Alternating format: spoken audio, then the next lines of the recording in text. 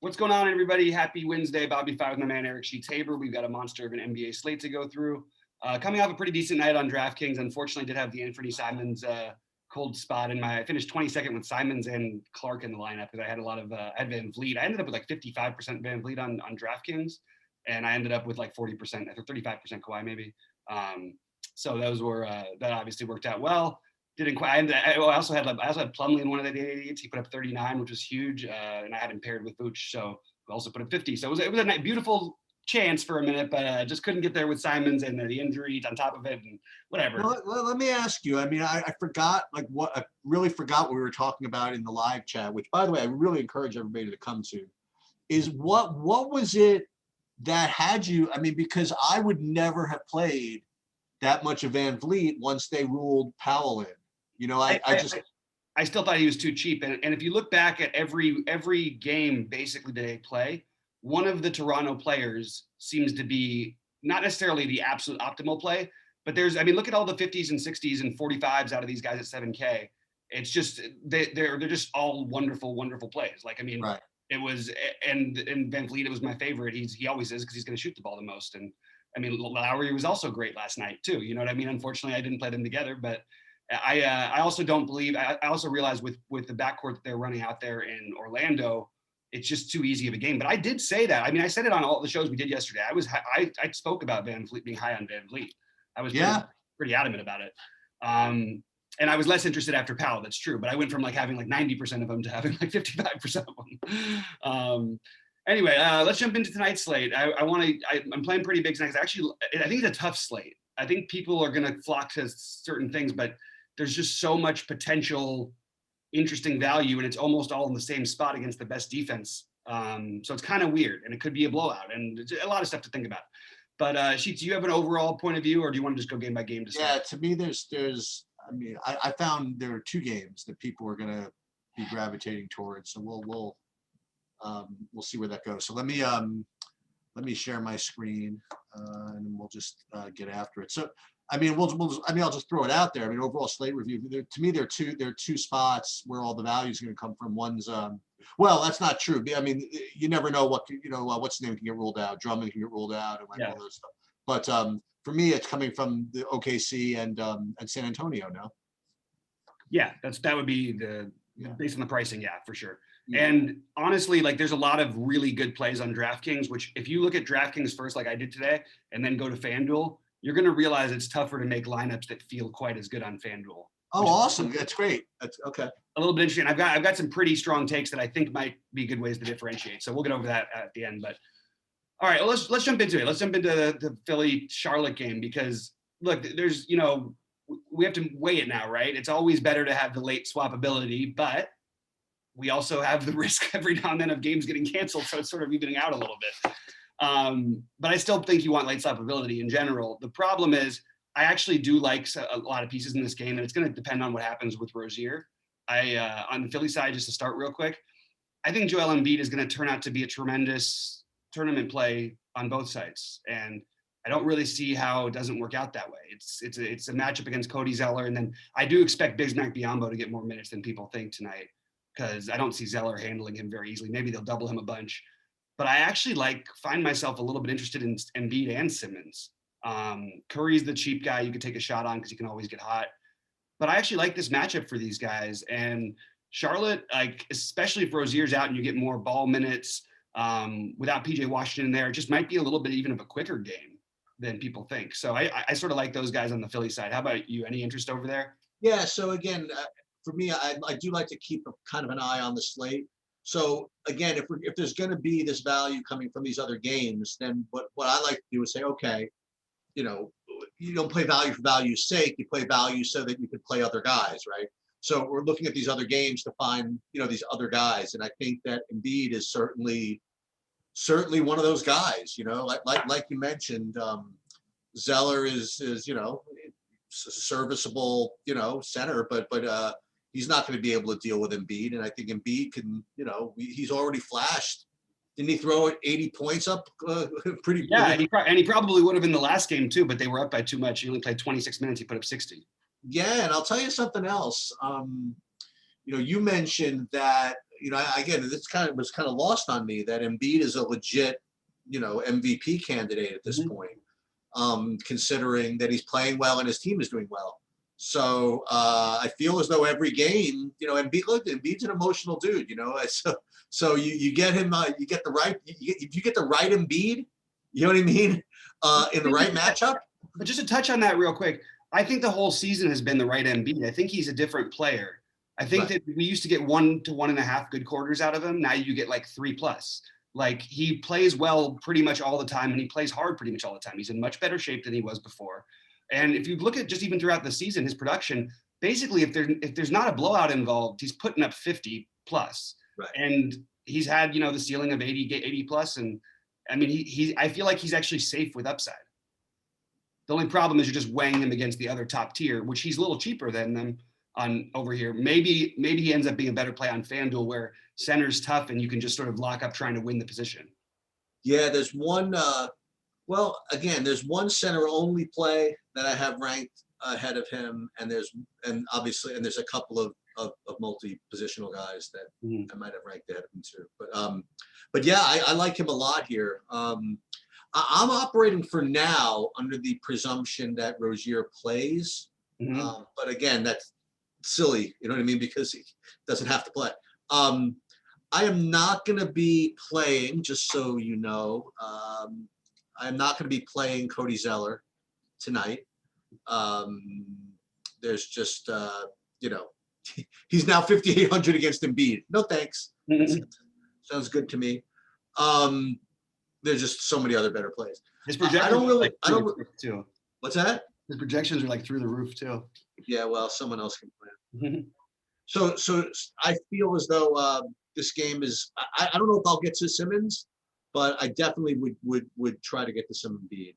And the rest of the game does not really. I'm not too excited about it. I mean, the same reason that I'm never excited about the Charlotte people. They just all seem pretty well spread out, and you just don't know where it's going to go. Yeah, PJ Washington being down does affect things, and it's another bunch of minutes that are going to go around, and they're going to be spread out. You'd assume that Mikal Bridges would enter the starting lineup, and then if Rozier being out does have a huge impact on me, because I do think that Monk jumps into being extremely viable. Oh, you go back to him again, huh? Oh, absolutely. If Rozier's out and Washington, he's the guy who can shoot himself into a game. He played 22 minutes in a game that they both played in the other day. So, I mean, look, I'm not going to play him if Rozier's in, I don't think, but I do want him if Rozier's out. And I also think that Caleb Martin might get a ton of minutes, and he's minimum cost. So he's a guy you can consider along with Justin Jackson as the absolute minimum cost guys. But I do like Bridges, and I like him on FanDuel too.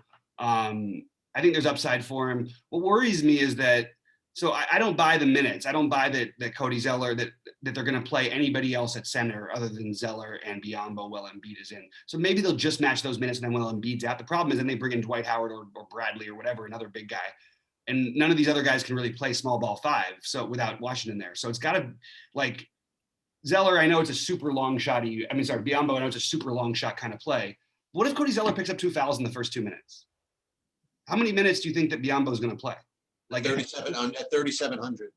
Yeah, so really long shot play, but I think that what I'm mostly going to stick to will be Hayward and Bridges. I like Hayward whether Rozier plays or not. I think he gets a bump too. I think there's more rebounding. There's more potential rebounds out there. And the truth is, like, I mean, I don't count games against Miami for basically anybody, because Miami basically shuts down the fantasy production for everybody. But like, even against Milwaukee the other night, he had a bad streak, because he had like 40 fantasy points and he stuck there for the last 8 minutes that he played. He still has a ceiling here, and he's still really cheap. We've also seen guys get really hot from the outside over and over again against this Philly team. So I sort of wanted some of that exposure. But again, it's going to come down to what happens with Rozier. Just as a matter of disclosure, I do have Bridges as being my top point per dollar non-Zeller on Charlotte. And even though Zeller's, again, this is DFS. So just because Zeller's my top point per dollar play on Charlotte doesn't mean I'm playing him. I mean, right. Really another for me better plays at the same position. So we'll see it. We'll get there. Yeah, I got you. All right, let's jump over to Indiana, Milwaukee. You want to start it off? Yeah, to me, it's it's boring. Oh, by the way, it is Malcolm Brogdon revenge, Yeah. although he is just the least revengeful person on the face of the earth. As a matter of fact, in this particular matchup, he's been pretty peaceful over the last year or two. Really? I've tried this before. In any case, I do like both Sabonis and Brogdon. I like Giannis, and I wasn't going to do anything else, honestly. All three of the aforementioned are plays that you can play along with some of that OKC or San Antonio value if that's what you want to do. And I have no problem doing something like Giannis and Sabonis together, or Giannis and Brogdon together, something like that. That's where I'm at. Yeah. Okay. So Sabonis, I mean, so the back-to-back does worry me. I think you can give him a slight minutes tick down. There's potential, as there is always pretty much with them, there's always potential blowout risk for Milwaukee. I have Sabonis at like 35 minutes, they're not at 38. He played 35 last night. I don't know why they played him so much because they were up by 1,000,000 points. But Sabonis, I actually like Miles Turner a little bit. He's played really well in these matchups in the past. And he's actually been playing well without these other guys. I think that Jeremy Lamb's at a price where I don't really want to go there. But I'm going to have some Sabonis, but I'm guessing right now that with this price that I'm going to be below the field on it. And not that he's not a really good play. I just think there's a lot of guys who seem underpriced in different tiers. For example, I think I prefer Jaylen Brown tonight over Sabonis, and I think I prefer Tatum over Sabonis. Sabonis is a pretty steep. I was about to say it's a pretty steep price decline for Sabonis. It is, he smashes like he's good. But you're also playing him in like one of the worst matchups for him specifically, and let's talk a little more about that. Why is that? Because Giannis is the best defensive player in the NBA, probably, or one of them. Okay, I guess the Lakers the Lakers probably wouldn't be a worse matchup. But a back-to-back against a fast Milwaukee team that you really try to beat more from the outside. Not that he can't shoot a little bit, but they've got a bunch of rangy, switchable guys where they can guard on him. They're quick. They can double him if they need to. I don't think this is like a great matchup for him. I mean, yeah, you could argue the pace would help him. Normally, if it wasn't a back-to-back, I would be much more interested here. But I do worry about that a little bit. I really do. I worry about this game in general. Maybe not even that it doesn't stay close, just that I don't know if they're going to let Sabonis play like 40 minutes on the back. It just seems crazy. Right.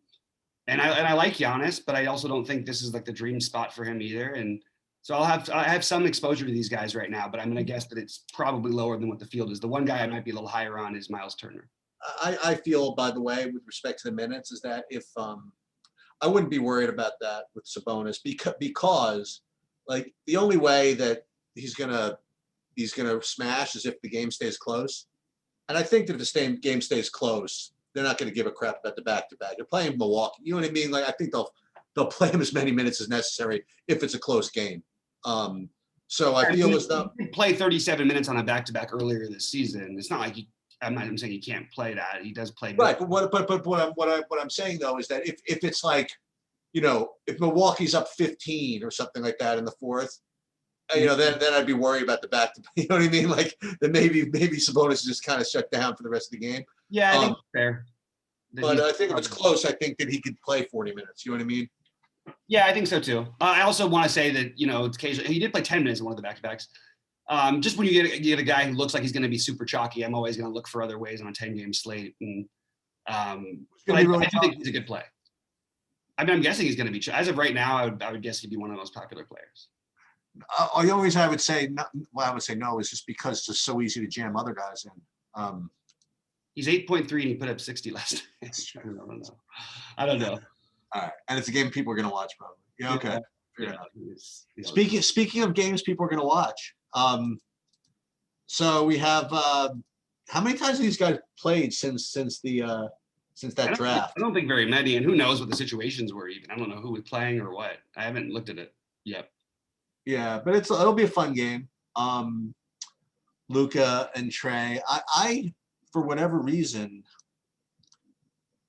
I didn't really have Trey as a main guy. I think Luka's just super duper elite play.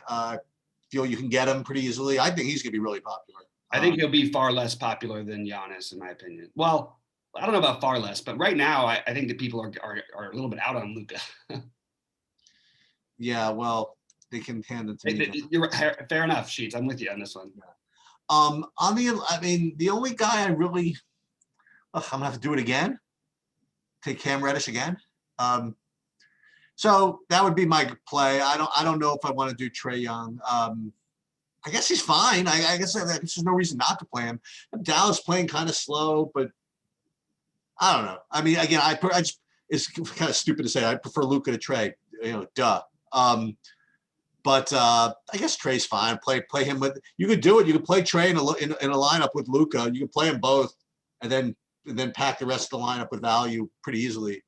But I do think Reddish is a good play at 4,600. Yeah. I like Luka. I'm just gonna go back to what I keep saying, and it's funny because people were even like teasing me about the Porzingis thing, and I realized if I play him every day, even I'm still overall, even at 40 fantasy points, he's still fine for the price. I know that it's not what you're wanting, you know, for on this kind of slate, but I think that he's actually got much more upside. I have him at 34 minutes, not 32 like I see in other places. And I think Luka has upside on that 35 minutes too. They're in pretty serious needing to win mode, and he's been really struggling, and they've been really, really just terrible. It's odd to see them as a favorite in a game because they haven't won. When is the last time they won a game? Did they win? Oh, unless they won their last game that I missed. No, that was the one that Booker hit the three, right? Yeah.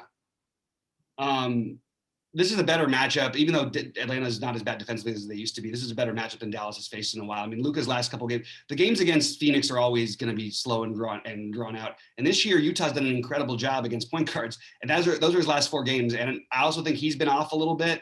I'm still just going to keep betting on him at 10.8. I'm with you, and I'm going to also play Porzingis where I'm not playing him. I think that it's still too cheap for both these guys. I know Porzingis, he's not himself. He's not moving quite the same. I still don't think that 50 fantasy point game is that far off. I mean, obviously we've been getting even close to that anyway. But I still like Porzingis, and I will definitely do some Porzingis Trae and some Luka Trae stuff. Trae has been a little too consistently good for us to just ignore. So I'm just going to read you. It's 9,500. His last however many games this is. 50, 55, 66, 56, 51, 56, 53, 56. Now, these are not smashing that number, but they're absolutely like, why wouldn't you play a guy if he's going to get 55 fantasy points? And I'm not saying he's going to, but like the projections have been off on him the entire season. So I think that Trae's a little bit in play, even though this is not not an ideal matchup. And I have mild interest in the other guys, but I don't really think I'm going to end up getting too much of it, to be honest. I like Herter on FanDuel, and I like Reddish a little bit on DK, but not a ton of interest. Okay, for 1 second. All right, picking it up at New York, Chicago, New York and Chicago. Sheets, you want to start this one off? Yeah, I mean, I think it's time, Mr. Thibodeau, to just kind of admit it and just start Quigley if you're going to do this. If you're going to do this, you know what I mean? Like, if you're just play him 30 minutes anyway, you know, you may as well just start him. It's just a little annoying because I'd like to play some guards against Chicago. I just can't figure out who it's going to be. I don't want to play Peyton starting. I don't want to play. I actually maybe I should be playing Quigley. I mean, he scores 35 fantasy points every single game. I still, part of me wants to play Alec Burks. And then part of me you know what I mean? Like, I just don't know what to do against this. And then I start thinking, you know, screw it all, just play Randall. So it's a game that I should have more interest in, I suppose. But I just, for whatever reason, I'm in, okay, I'll take Randall, let Quigley beat me again, and then maybe play Zach LaVine, and that's it.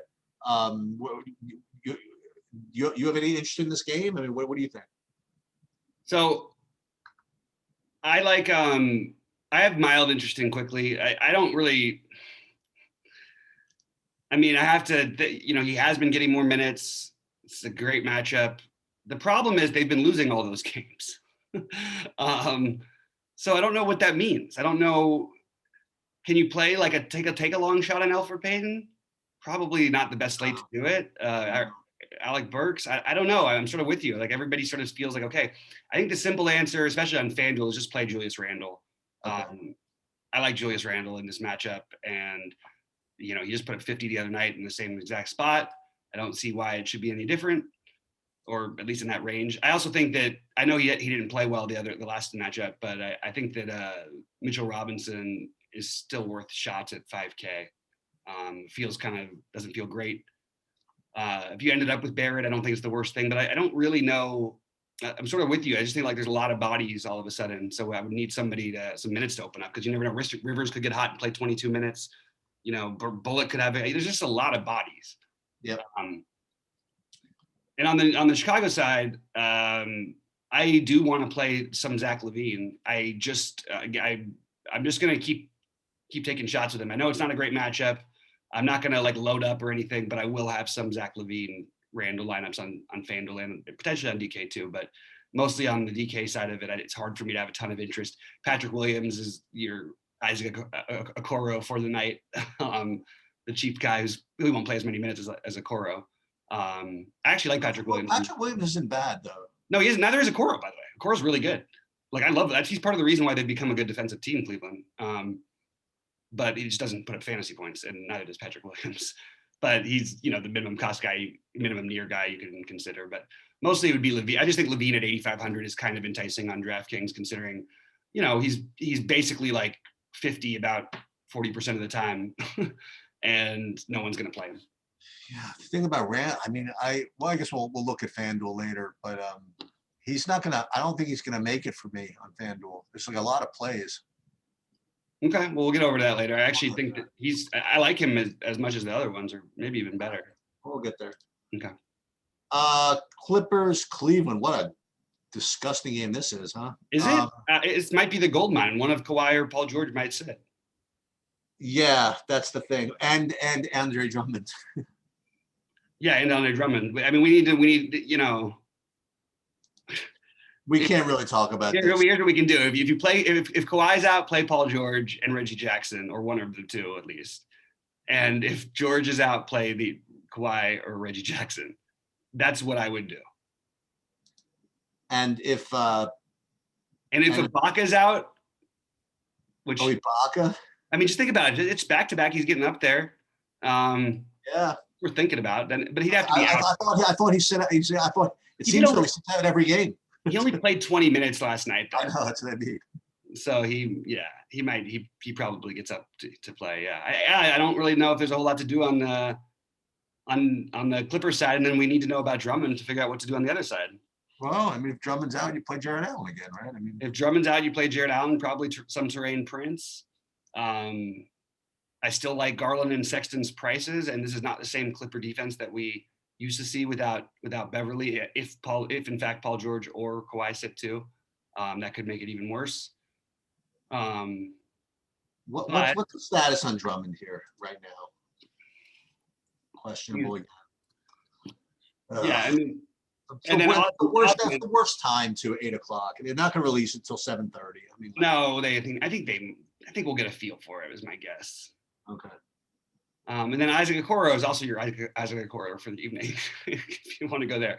I don't love anything in this game until we know. I just think we just gotta wait.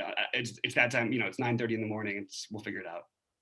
All right. So the next 3 games are pretty interesting. So we'll start with Washington. The obvious elephant in the room is Westbrook possibly sitting on the back-to-back, right? And if that's the case, then I think Beal only gets 47 shots in this game, right? That's kind of the deal. Now, again, he is against Miami, so it's a kind of a tough matchup, whatever. But the guy's going to have 100% usage. I don't know how you don't play him. And then you always got to just keep an eye on all the Miami news and who's going to play, who's not going to play. Hero remains questionable forever. You're just going to have to wait on this with Dragic and Hero and you know what I mean? So it's to me, it's kind of irresponsible to even talk about this at all, but except to say that, and if Westbrook's out, it's not even just Beal, right? And then you got to talk about Ish Smith and all the other stuff, right? Yeah. Well, I'm just guessing, just based on what they've been doing, that he'll be out, but they are in sort of desperate win mode, but I still think they're probably going to sit him. we'll find out that one obviously before. It's not going to be like a last minute thing, I don't think. Right. But I think most people would assume that he's out right now. Okay. Which makes it Ish Smith and like none of these guys should be looked at as like awesome plays. I think Garrison Matthews I have some interest. He's just willing to shoot the ball, and I don't know. I don't know where I'm going to end up on this one. I feel like Ish Smith even feels like a little fishy. Like it's a terrible matchup. Like playing against Miami. Bradley Beal. I'll just point out Bradley Beal's highest fantasy score points this season and real life scoring have all come with Westbrook in there. Right. So. Not to say that he can't and won't. He did put up. I think he put up 64 in that one game without Westbrook, and I think he had another one where he had 60 something. But if you look at it, even when he goes completely off, a lot of the time he's putting up 50-ish fantasy points. Like well, he doesn't get any assists. He Westbrook kills that. But even the games Westbrook's been out, he's only had the one game with the assist. That's what I mean. Even when I'm out, he doesn't get an assist. He still gets. Yeah, he just doesn't get as many as we used to see him occasionally. And I'll tell you the truth is that they actually have more competent bodies than they have had in other times when Westbrook was out, and then last year too. I mean, with Avdia, Hachimura, assuming everybody plays, Bertans, they don't have Neto, which is part. Robinson could spell a little bit. Yeah, but Ish Smith is the reason why he partly looks interesting is because they don't have Neto. But those minutes could end up going to Jerome Robinson. You know what I mean? I know Ish has been better lately, but it totally could go to less likely to with Westbrook out. You think they'd want to create some offense, but maybe they'll play Beal at the point and play Garrison Matthews and Avdia, Hachimura, Bertans, something like that. I mean, I don't know. It's such a bad matchup. I'm willing to just I have a tiny bit of interest in like sprinkling in Matthews, a tiny bit of interest in Ish, assuming Westbrook's out, all of this. And I have some interest in Beal, but I think that other people are probably going to have more interest when they hear Westbrook's out. Avdia on the back-to-back is a little scary to me because his minutes were already in question anyway. Okay. He played well last night in 23. Played like one of his the highest he's played in a while. But if for some reason he's like a full go or something to play 24, if he played 24 minutes, I would feel like I could use him as a value play. All right, so the next two games, let's start with the Oklahoma City, Houston. In Miami, you have no interest in anything. Well, we can't tell. I have no idea. Sure. Yeah. Fair enough. Let's jump on. I guess Butler's a good play. Yeah, I mean, yeah. I can see playing some of him. Dude, that was one of your genius calls the other day. Was when Butler when he just came back. Yeah. I mean, remember everybody on Miami is playing against Washington. I mean, that's true. I mean, it depends on everybody else who plays too. If everybody's healthy, I'm not sure I'm gonna go for it this time, but I might. I mean, I worry about this one getting out of hand a little bit as well. But Washington tends to sort of like hang around even when they get down 20 every time. Yeah. So anyway, we can move on for now. Well, Houston, Oklahoma City, everybody's out. So not only is everybody out, but like the like two of the highest usage guys, one of the two highest usage guys from each team is out pretty much. So Oklahoma City, so you have Shea out, which just when the guy has the entire usage for the team, I mean, it's just going to happen. I mean, this is where it's all going to go. So you have Maladon, Dort, Baisley, Hamidou Diallo, and Horford too, but Horford's least whatever. By the way, happy birthday to Isaiah Roby in this game. Oh, that was it? But I'll let you out there. I didn't know you knew that. Oh, that's interesting. It's something. And all these guys, even it's one of those things where they're going to have an implied team total of 99, and yet everybody's going to get 8x. You know what I mean? Like, so somebody's going to get there. I mean, probably most of them, if not all of them. So these are the ones that I don't know. I know if you want to try to fade them, you can. I don't know how they don't do it. Just unless they're all bad, which is possible also. And then for me on the Houston side, I mean, John Wall's out, so I don't know. Oladipo, Gordon, Wood, sounds good to me. I don't know. This seems like DFS seems like just kind of a classic case of just usage gone, prices didn't adjust, and these guys are all just going to project 7x. No, I don't know about that. Not that easy. I mean, like I'm exaggerating a little bit, but I mean, like that. Yeah, that projects really well. It does feel weird to try to like play a risky game. Even by the way, this game could go sideways a lot of different ways. I mean, Houston's been really good, and they've been the best defensive team in the NBA. Um, it's not like these guys all need to smash. Having said that, I definitely have interest. So I'm just ranking them just because of how I'm Sure, go playing. for it. It's hard. Maladon, Diallo, Baisley, Jackson, Dort, Horford. That's my ranking. I I don't I like Maladon a lot. I also think that there's a chance that he can, Jackson being Justin Jackson, I presume. assuming that he starts. Now, there is a side chance that they decide to go for it and maybe start Roby. I was actually thinking about that before because you can play Baisley somewhat at the 3. And I don't think they'll do that, but if they made a move like that, then you would want to probably try and find a way to switch over from Jackson to Roby because it would probably limit Jackson's upside, which is minutes, really. I actually think the projected production out of Jackson is higher than it should be, but I think he's got a higher minutes upside than people are giving him in the industry. Okay. And what about the Houstons? I mean, yeah, it's I think that Christian Wood is awesome as an awesome like spend up, and then I love Gordon. So I think that I'm gonna have probably the most of Gordon of any of them on DraftKings. I like Deshaun Tate as a long shot tournament play on FanDuel. I think there's a chance he actually ends up getting a lot more run here. He's 3,900 over there. Oladipo I like, but I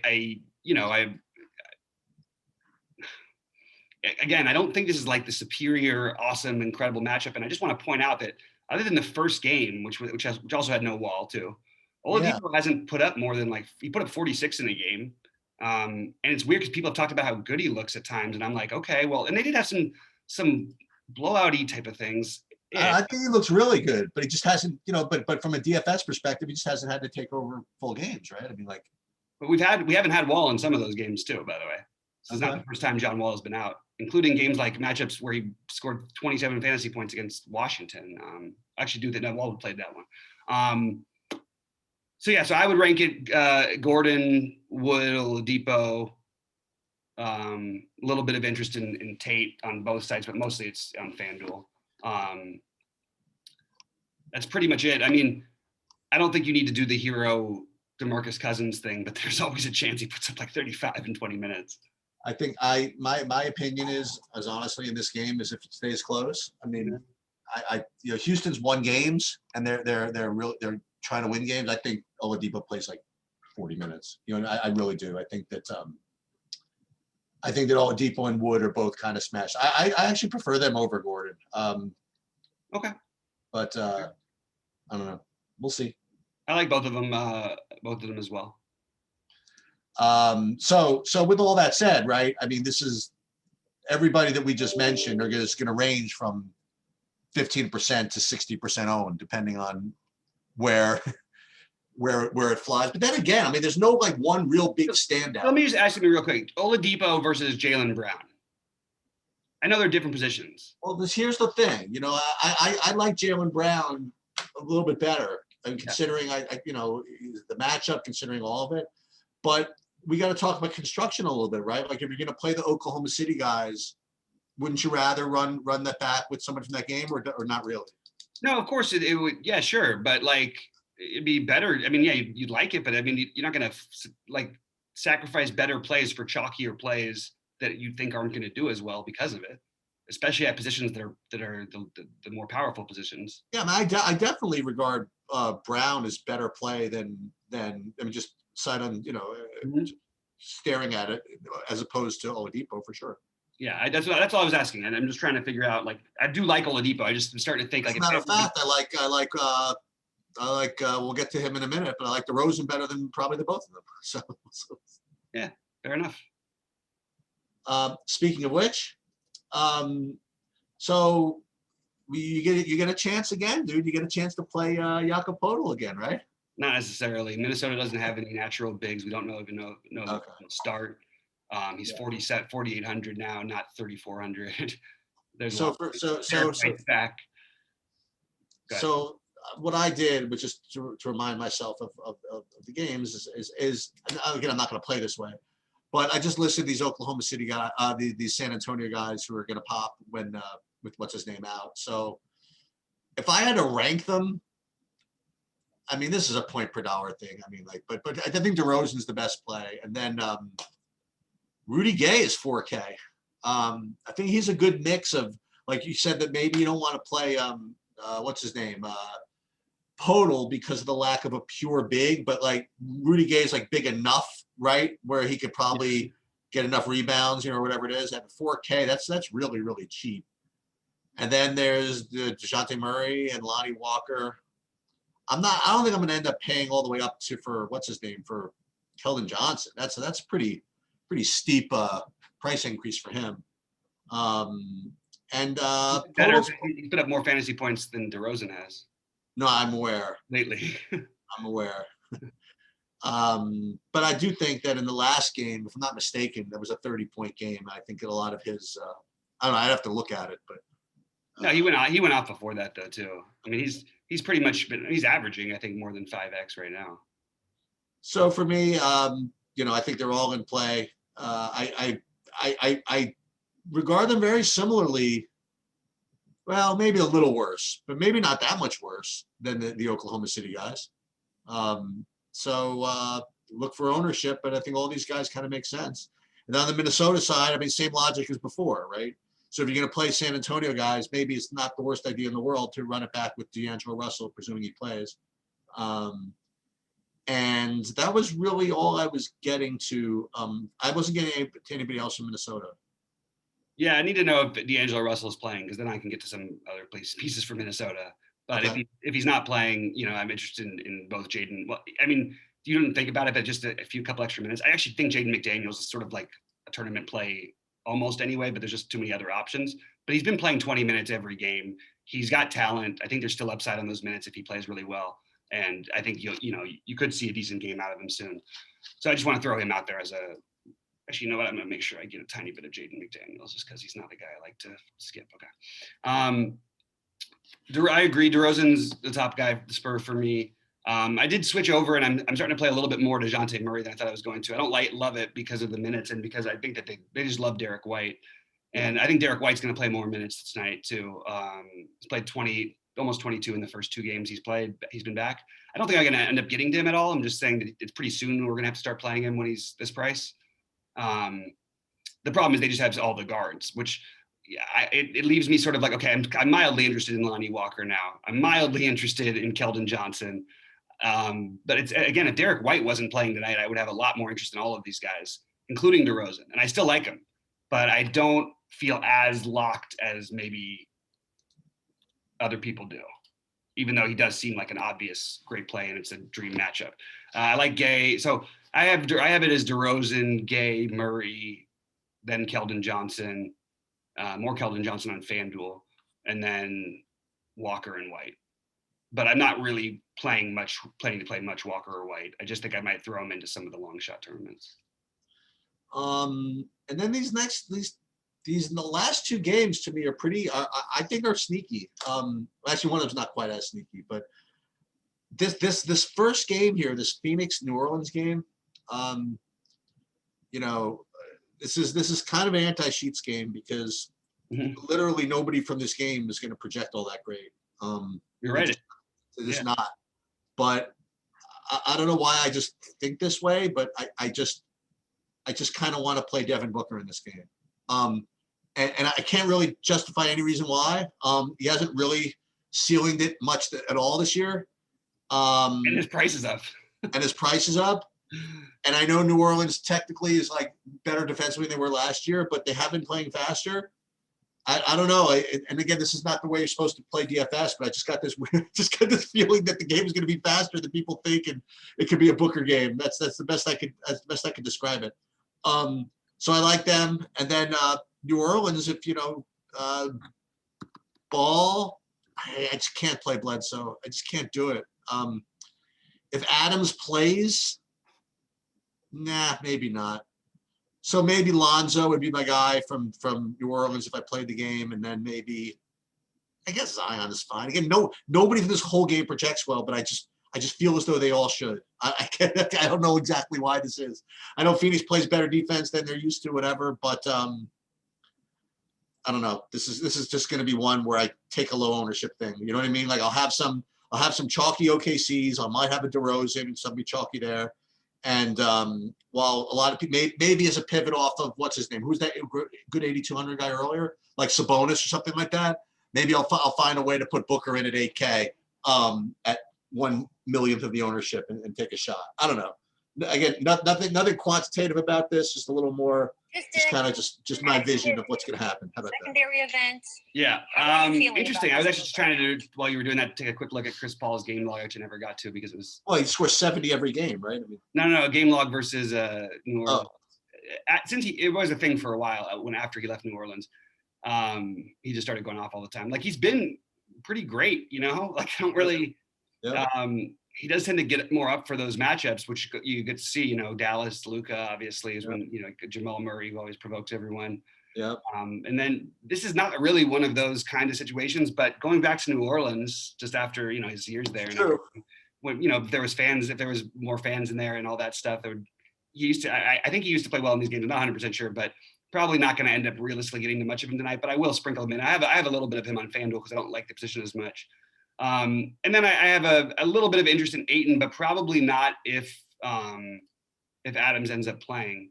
I don't really think I'm going to get to a ton of these guys, to be honest. I hear you with the game stack. I just can't quite find it. I do like Lonzo on the other side. And I like Zion as like a 10%er because I think he's like safe. And then we haven't seen the upside yet is my feeling. There's some kind of reverse, although it's not on the road, this is kind of some reverse Eric Bledsoe revenge, sort of, right, against Phoenix. Yeah, I think that it's probably reaching. I mean, also, I don't think he was good in the game when they just played them either, was he? Let me see. And we forgot, by the way, we forgot to mention, and you mentioned it the other day, the Oladipo revenge against OKC. It didn't work out the other day because it was a 25-point game or whatever. But, It didn't, but yeah, and also Eric Bledsoe, the last time he played at Phoenix, he scored 12 fantasy points. That's a lot. Steven Adams being out would open some things up, potentially more for Zion. Depends on what they would do with their starting lineup. They're starting to give this kid Kira Lewis some minutes, which is going to take away from all the other guards. You brought him up a couple of weeks ago. Yeah, you can't play him yet. I mean, it's just he's just a good rookie that they took early, and they should want to see what they have with him and Nickeil Alexander-Walker at some point, and it's going to just probably take away a little bit from Ball and Bledsoe. But Ball he's going to play enough minutes tonight, and I think at 5,700 he's a little too cheap. So, same question we ask always: Who we playing against Sacramento, right? Westbrook is out. Westbrook is out. Yep. Wow, that's so nice of them. Awesome stuff. Until you know, it's nice sheets. It's nice until like 5 hours from now, and they announce that he might play. And then, or 5 hours from now when they announce Beal's out also. Yeah. Okay. I mean, why should Beal sit here have to sweat and just fight through 43 minutes of losing games? Well, Westbrook is genuinely hurt. Like when Westbrook gets to sit. Westbrook is hurt. That's why. He's double COVID hurt. He's just got a lot of stuff going on. So who do we get to play against Sacramento? So I guess you get to play Jaylen Brown. I guess you get to play Jason Tatum. And that's it. Is Kemba sitting? Yeah. That's okay. That's what I'm assuming. Does that mean you got and Pritchard's still out, right? Pritchard's still out. Smart might still be out. Smart's not supposed to play. Yeah. It doesn't mean you have to play these other guys. No. No, you know, it means you have to play. It means you have to play Jaylen Brown. Yeah, Jaylen Brown and Jason Tatum. I agree. By the way, both those guys can bring the ball up. Can what? Bring the ball up. Absolutely, no question. I do think Javonte Green is the one. If they somehow like they started him, I could see him playing, and he could play like 26. I don't know. He doesn't put up anything, but it's just he might play some minutes. And he's minimum cost. And Jeff Teague's like 4.7. Like even before with Jeff Teague, even if we knew he was playing like 24 minutes, I don't know if we could still pay 4.7 for him a year. I really don't. So I actually think the wild card play from this game is Robert Williams. Ooh, there it is. He's he just smashes in like in this type of environment. He should just go nuts. the minutes are obviously a huge risk. I mean, I'm not saying this is like a lock of any kind, but it is a back-to-back. You might see Tristan Thompson's minutes limited. They do tend to play two bigs in Sacramento, and Robert Williams matches up pretty well with both of those bigs. So at 3.5, hard not to have like some interest, right? Like it's a good. If he was to get 20 minutes tonight, he would project as one of the better values in the slate, and that's possible. That really is. We don't. And by the way, the great thing about this is yeah, it's a speculative play. Yeah, all this. So if you don't feel comfortable with it, go ahead and play Tristan Thompson on a back-to-back at 3.7. And if or when he's announced out, or if you need to, want to do something that might, have a little higher upside, throw Robert Williams in instead. Or, you know what I mean? I just think that he's a really interesting, like no one's going to go there looking play. And I like him. So I think he's my off the board player. My two favorite plays on Sacramento are the same ones that they have been. One is Tyrese Halliburton at 5,400, and the other is Hassan Whiteside at 3,600. You mentioned quite accurately the other day that you have to watch and see if Steven Adams is playing. If Steven Adams doesn't play, there's really no reason for Hassan Whiteside to get into the game. And the coach heard you. He played only like 12, 14 minutes, something like that. He was fine in the 14 minutes he played. Not that the Celtics have Bill Russell or anything like that, but it's definitely a different situation. And I'll go right back to him at 3,600. I think that, I don't know if I'm gonna. I don't know, man. I don't know about playing Fox. By the way, who won the Golden State Boston game last night? I honestly don't. Let me see. I know it was close. I actually passed out early. I want to say that the Celtics. Oh yeah, Celtics won. They did win. Okay. Yeah. I have this weird feeling that see, I thought that that Boston was going to try to like shut down the point guard last night, but they just basically didn't. They let Curry just do whatever he wanted, and everybody else couldn't do anything. But I still think that that's what they're going to try to do in this game too. I think they're going to try their best to constrain Fox. So Fox is kind of a tough one for me to play. But I do like Halliburton, and I like Whiteside. Yeah, I don't think on the second end of a back-to-back they're going to have Jaylen Brown and Tatum on Fox too much. So that pretty much means that I mean, the only difference is like you don't have Kemba out there. That's the reason why. If Kemba's on the court, obviously the other team's guards are going to have the opportunity to go nuts anytime. Right. These guys are Javonte Green, much better defenders, but still, like, I'll take some shots with Fox. I just think that he's flashed a real ceiling, and I don't trust this backcourt with Boston. I'd rather beat them up for the front court. I actually prefer Halliburton on DraftKings, and they're close for me on FanDuel. But because I'm playing some Boston, I want to get some exposure. I think Marvin Bagley has upside here, and I think there's a chance Whiteside may not even see it. Like there's a chance he might just get all those minutes. I mean, not for sure. I'm just saying that if he starts off hot, he can really get it going. And the minutes trending down, I don't know if they're a lock to trend down that way for much longer. For Bagley? Yeah, it just doesn't make any sense to me why they wouldn't be giving him more of a chance. And he actually was playing a little bit better. Like he started playing a little bit better after a slow start this season, and then they sort of the minutes just have dwindled like crazy since then. And his production was any of that father talk or whatever. Was that like the dad or whatever saying that? No, but he actually played his best after that kind of for a little while. So I don't know. I'm still willing to take some shots at 5.5. I don't know how much of them I'll have. I do think Halliburton's the most interesting for me on DK. And then I do have Bagley next, and then I'll definitely have a little bit of Whiteside. Not getting to anybody else really on DraftKings. All right, so let's. You want to hop over to FanDuel and see? Can't do anything over there. Yeah, let's do the positions. All right, so let's go position by position. What we're gonna do is I'm gonna build a lineup kind of from scratch over here. Okay. So at point guard, what I'm gonna do is I'll do the same thing. I'll do pay up and pay down. So the top value guy I have is gonna be Maladon. And then my top, but it's close. Nah, actually not really.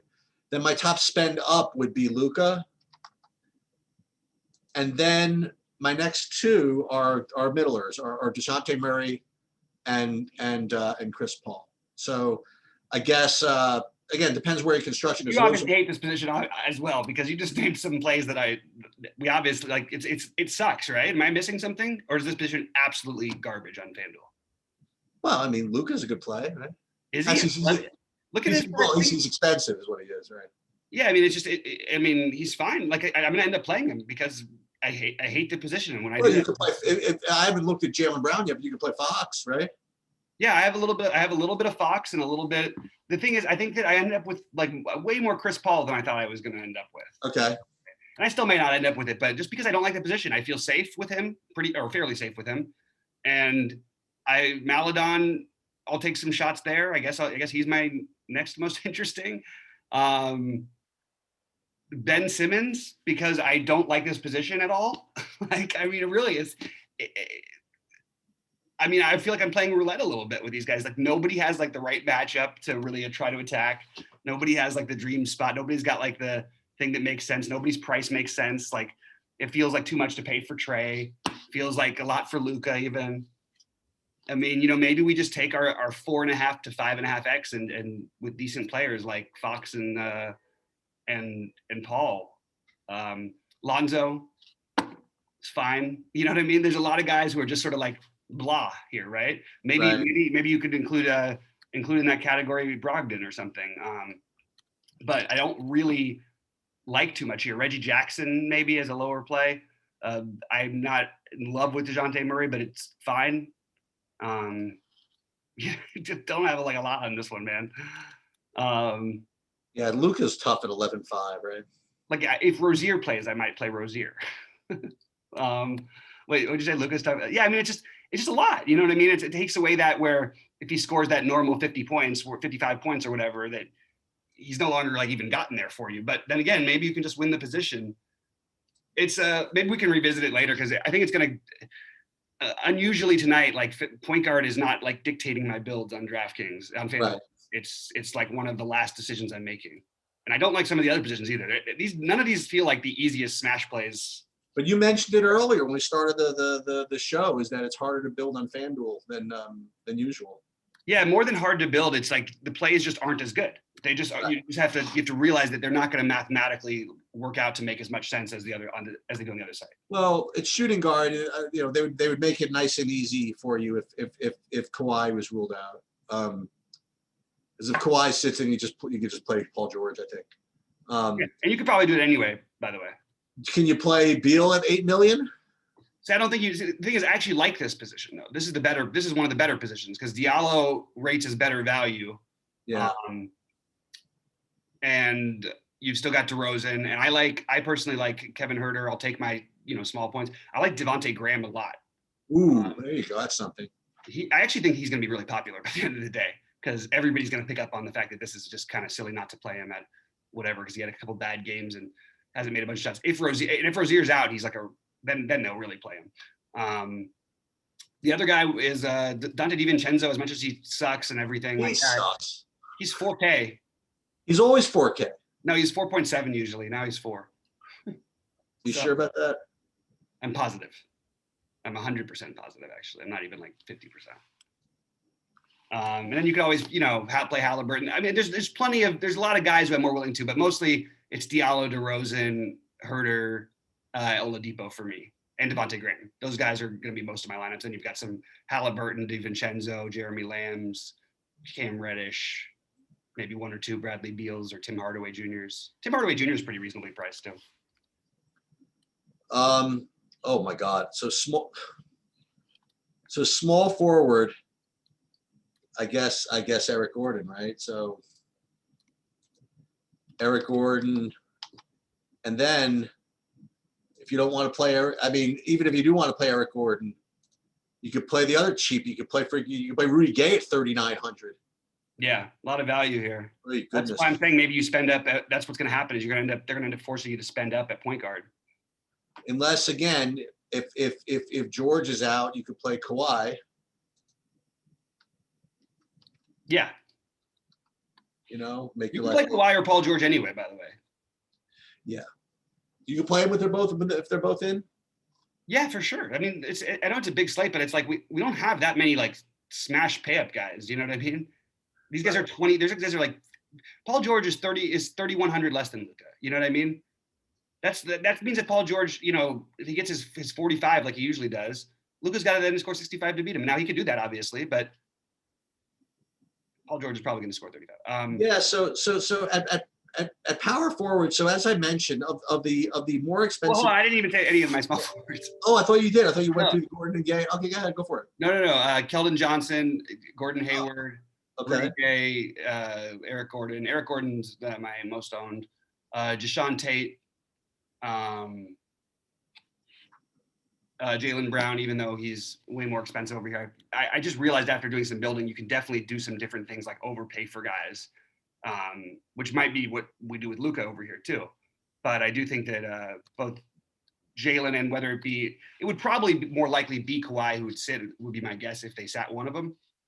But I'm not sure that they will. Lou Dort is another one we didn't talk about. There's a lot of good options in the value range, but mostly I think Gordon and Gay are definitely the best two options as of right now. Sorry, Okay. There's any more news? All right. Sorry. Well, what news came out? Nothing. It was just confirming the Westbrook thing. Oh, okay. Power forward. So power forward, as I mentioned earlier, I of the spender uppers, I actually have Randall fourth of them. So I'm gonna start with the value one first. So my top, I guess, overall is probably Baisley at 5,100. Mhm. But of these guys, like Randall, I have fourth best, then or third best, I guess. Then I have Sabonis a little better than Randall, and then I got Wood better than both of them. But maybe my favorite is gonna be Mr. Porzingis. Oh, I love it. Yeah. Love to hear it. So that might be my favorite of the more expensive guys, and it's not even that expensive. So yeah, so that's kind of where I am right now. Is Porzingis my favorite of those? Basically, it might be my favorite, but then there's Porzingis, Wood, Sabonis, and Randall. Yeah. Yeah. Of course, I left off Giannis, but well, whatever. I'm sort of with you on most of that stuff. Like the cheap Celtics guys, I guess Tristan Thompson, if he does in fact play and start. But Baisley I have right now Baisley, Porzingis, Randall as my highest owned. Oh, there it is. Okay. With Wood and Tatum and Sabonis just behind. I don't mind. Like I said, you can overspend here. So even if you think that Christian Wood and it's really close between he and Tatum, I actually don't see it as being that close. I think that Jason Tatum is the better play than all these guys. Like if you're just going to take raw points by a pretty decent amount. So I actually think that just overpaying, whatever. Maybe you're supposed to play Luka and Giannis. Maybe that's what you're supposed to do. You know, and it's easy enough to do that people are going to do it. So that was what I was trying to, maybe not do some of, but like, it is kind of funny because we talk about all these other plays, but the truth is like, I mean, Jason Tatum can score just beneath these, like he can score right with these guys in a game like this. I'm with you on Giannis. I could see that actually making some sense. I think people are going to do that, Sheets, because there is that other value today. Yeah. So the other thing you could do, if you don't feel like spending up there, if you want to, please let Cody Zeller go off his job. I would be very, very appreciative of that. Mm-hmm. He will. Mm-hmm. I think he will, and then I can play Mr. Embiid at 10-2. That's what I think. That's what we're doing. Yeah, I'm into Embiid at 10-2. I hate this position. I don't have anybody else more than 25% in my script. And this is why, by the way, this is why I don't have to play Giannis and Luka. I'm having trouble getting to 10% on some of these guys. Like it's really not a pretty position. It actually Brooke Lopez 5-1, Steven Adams if he plays at 5-1. These are all pivots off of the Cody Zeller chalk. Mitchell Robinson, my favorite of the pivots off of the Cody Zeller chalk. But I think that the Cody Zeller chalk, huh? I mean, come on. I think that Joel Embiid is our best option here. I really do. I just think that like Sheets, everything sucks here. Like, let's just take the guy who's going to score 50 fantasy points. Even if he just scores 45, like whatever. No, who else is going to come close to that? Maybe Turner or Ayton have a game, maybe. You know, I honestly can't find anybody here I actually want to play. Do you remember it being like this ever? Like, I don't, center, I always have guys I like. There's like nobody to like on a big slate. Let me just take another look. Maybe, No. It's and again, I'm used to like the difference in even what these guys rate to on points per dollar too. The centers usually have a bunch of guys that you could choose from. Yeah. Yeah, sure. I mean, you want to play Zauer? Go ahead. Go play for total. Or play Mitch Rugg. Or play play Whiteside. Play Whiteside at 4K. Yeah, why not? I'm just looking to see if there's anything else I'm missing. I do think Miles Turner is a sneaky one. You know what, though? Maybe we just play a little bit of Capella. Wait a minute. Did you know that Thaddeus Young was a center? Now he is, yeah. I mean, give me a break. He was like a small forward only, like at certain points last year. And I'm like, now he's center eligible.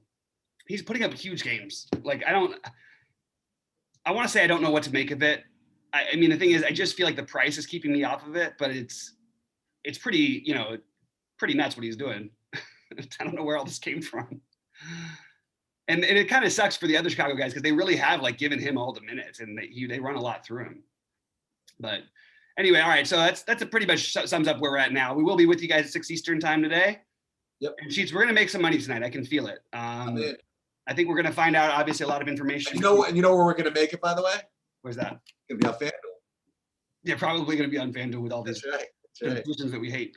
Oh, by the way, I didn't mention Kobe White as one other potential point guard. You suck. He's been really bad. You really, really suck. And I'm going to tell you why. Why? I just had this stupid lineup up here. Like, the only reason I can't play is I can't find anybody 6K at point guard. And there he is, right there. I'm just saying, like, it's not a great play. He's just a decent play. Yeah, well, he's been really struggling, to be honest. But I think he'll snap out of it soon. That'll be tonight. Okay, sounds good. All right, guys. Hey, for Sheets, I'm Bobby saying thanks a lot, and we'll see you at the top of the leaderboards. See you at 6 Eastern.